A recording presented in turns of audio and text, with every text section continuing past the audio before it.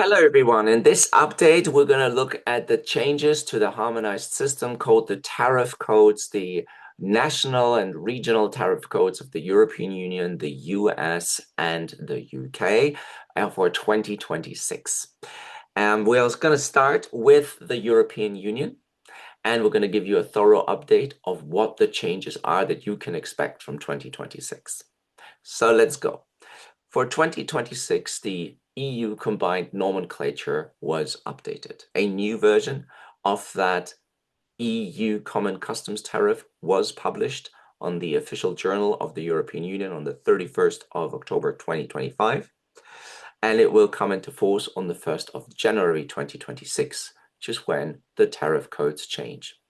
Now, it is important to note, if you know about customs classification, that only digits 7 and 8 of the EU customs tariff will change because the first 6 are harmonized and can only be changed by the WCO. So we're expecting changes only at the level of the 7th and the 8th digits. What are the main changes? The Combined Nomenclature, CN, in the EU constitutes the basis for the declaration of goods. It establishes the tariff codes and the rates of customs duties that apply. They apply to specific products as classified under the EU customs tariff. It is also used for many other purposes, for example, determination of applicable rules of origin, but also for so-called trade measures. Import controls, export controls, but also to determine preferential duty rates. There are many, many more uses of the customs combined nomenclature, so we can't go into all of this. Instead, we're going to look at what are the changes that occur on the 1st of January 2026. We have a various amount of changes. I'll go through them now. We have the lithium, nickel, manganese, cobalt oxides. That will be a change to tariff code 2841-9040. Artificial graphite in the form of powders containing no more than 0.05% of ash by weight. That's a change to 3801-1010. Then waivers of doped silicon of a thickness not exceeding 200 micrometers, rectangular, whether or not with cut or round corners. So these are the photovoltaic waivers. They go under 3818-0011. There's a change to tubular wind turbine, steel towers and tower sections, 7308-2010. Wind turbine blades, 8412-9060, and separators for electronic accumulators made of plastic film of a thickness not exceeding 40 micrometers. So that's 8507-9031. So what does this mean for you? Well, it means that the new or amended tariff codes will be used. Consequently, you should analyze to what extent your customs declarations and authorization that you hold, like special regimes, etc., might need to change or might need to change with these codes. So there's a bit of exercise to do to check how many codes are affected in your operation, and then make sure that these are updated in order to avoid any delays at the border. Now, turning straight to the UK. As you may know, the UK has its own tariff. It is the UK Trade Tariff, the Online Trade Tariff, OTT. And the Online Trade Tariff has two versions, one for Great Britain, that's England, Scotland, and Wales, and one for Northern Ireland. And the Northern Ireland tariff is aligned completely to the EU tariff. So whatever changes in the EU tariff changes in the Northern Ireland tariff as well. Maybe for that reason or for better alignment, the UK decided to maintain dynamic alignment with the EU tariff. So the changes that are carried out in European level, they may trigger through to the UK Integrated Online Tariff. And so you can expect to see that the changes that are being introduced to the EU tariff to be applied in a certain way in the UK online tariff.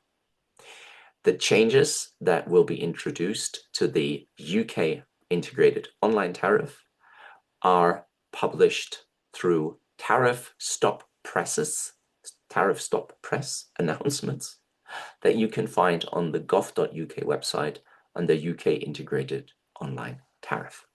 And so what does that mean? Well, that means you can subscribe to those, and that way you will know how the tariff changes. And the same applies. You will look through your database and identify the codes that will change. Expect the UK trade tariff to change in line with the EU changes that I've just announced. And expect those to happen around the first week of January. So it is important that in the first week of January, you take a closer look at all the tariff codes at the UK and the tariff stop presses.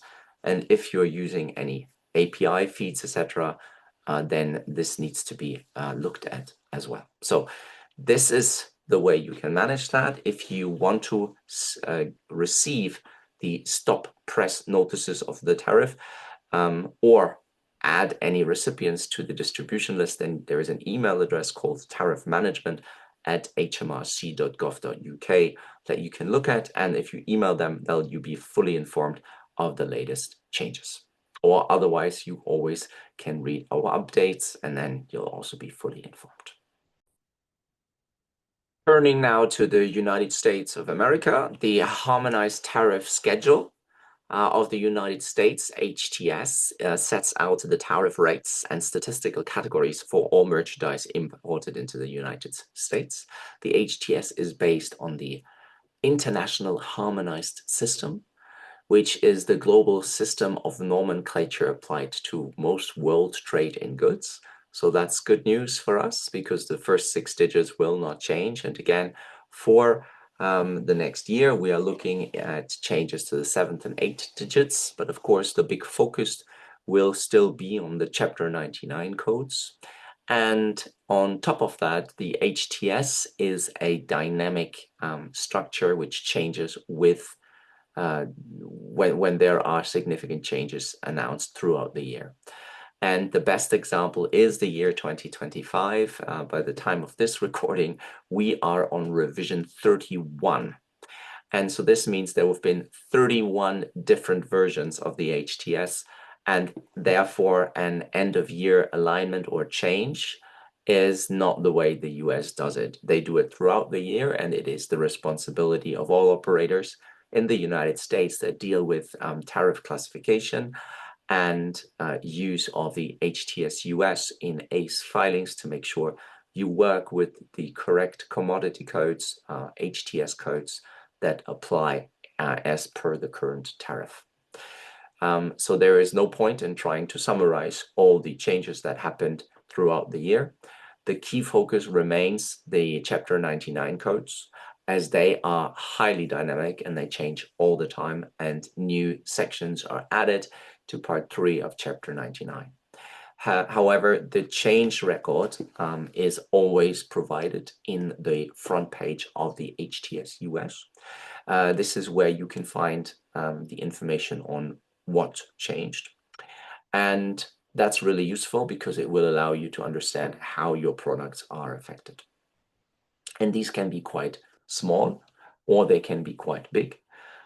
They will always tell you what modifications have been made, and they will tell you when this entered into force. So by the time I am reading this, for example, for the revision 31, you will see there was a minor change that was published on the 21st of November 2025 in turning revision 30 into revision 31. And here it was very clear that there was a simple change to Chapter 99. So that was a change that affects only those that are concerned by additional duties coming into the United States. And in this case, there were terms added and deleted, and they would then change the legal notes or the tariff line rates, etc. And some words like established or discontinued were entered, and so on. So there were also some 99 items changed, but again, not a major deal. Now, when do you see these changes occur throughout the year? The major changes, so that they're not just stylistic in nature, they would occur when the president issues a proclamation or an executive order or some sort of announcement that would impact the tariff rates. For example, the imposition of additional duties. So if that occurs, you can expect there to be a sequence of events that will eventually lead to the republication of the harmonized tariff schedule. So in very practical terms, you would have a proclamation announcing changes to the tariff.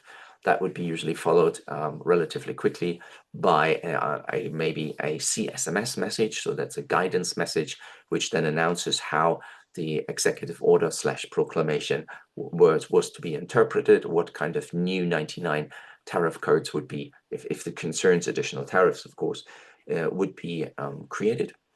And following that, there would be an announcement in CSMS that the harmonized tariff schedule of the United States was updated again. So therefore, we can't really speak of a end-of-year major update, similar to the European Union or the UK, but a continuous update, which requires you to be vigilant throughout the year. So let me know what questions you have regarding this update, regarding any of this update, and I thank you very much for watching. And there is a lot more to update you on, so I guess I'll see you in the next update. I'll be there. Will you be there?